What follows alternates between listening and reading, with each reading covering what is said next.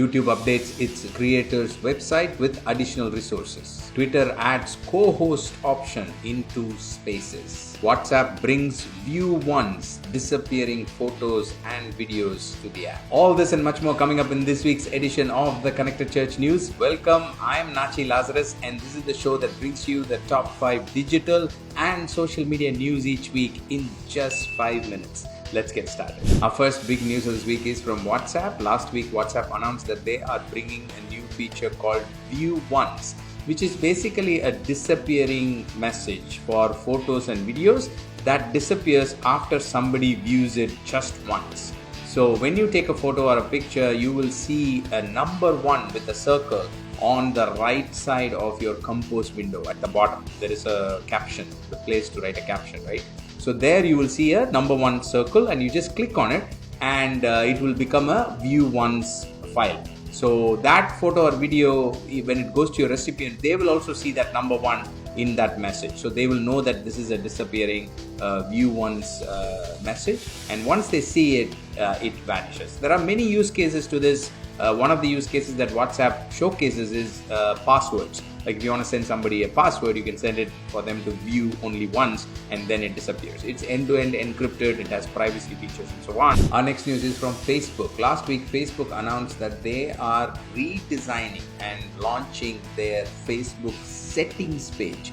Facebook settings, if you have tried to use it, is one of the most complicated sections of Facebook. I mean, you go in there and there are like lots and lots of menus, so you're trying to find your way around. Now finally, Facebook has reworked it, redesigned that section, and they've grouped it into 6 categories. And Facebook says those categories are account, preferences, audience invisibility, permissions, your information, and community standards and legal policies. I think they've done a good job. They've kind of, even within these 6, they've grouped everything together. Like payments, all the information about payments is now in one tab and so on. So definitely something for you to check out, and I think you will find it easier to go into the settings and find stuff going forward. Our next news is from Google. Last week, Google Maps team announced that they are releasing 3 new features for Apple iOS users. Usually, Google Maps features are all fully packed inside Android, and Apple users usually get a little bit of less functionality.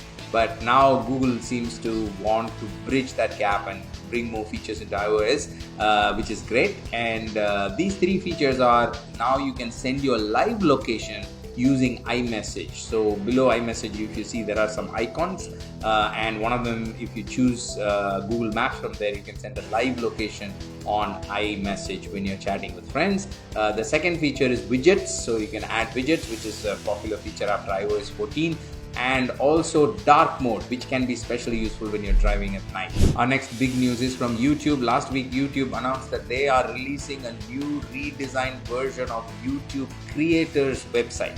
YouTube has been releasing many useful material and resources for creators, but now they have released this website, which I think is a very important guide. It's almost an official guide for YouTube from YouTube. So this is a collection of multiple useful resources and information, like for example, how to get started, what are the policies, guidelines, how to build your community, the various examples and so on. So everything is collected in one place. Our final news of this week is from Twitter. We've got 2 news items on Twitter. One is about Spaces. As you know, Twitter Spaces is the closest and strongest competitor to Clubhouse, and this area of audio chat room is growing fast. And now Twitter has added a very important functionality called co-host functionality, where you can invite other people to come and moderate the room with you. And so as a co-host, the person you are inviting will have the ability to add people, to remove people, and to mute the speakers. So it's more of a moderation role, which I think is very important, because when the crowd becomes large, and if you're doing this on a regular basis or as a ministry or a non-profit that's large, you might want more people moderating it to make it more meaningful. So I think it's a useful feature to have a look. The second feature is the second news item is about Twitter releasing Agency Playbook. Agency Playbook is a resource. It's a PDF document that Twitter has been releasing for the last couple of years, and now they have released an updated version which could be very useful for you if you are trying to figure out how to make Twitter work for your ministry. So this is a 40 plus page book, and it talks about the trends and tips and so on. I will link to this in the show notes. That's all I have for you this week. Thank you for joining me. If you have any questions or thoughts or feedback, please leave them in the comment section.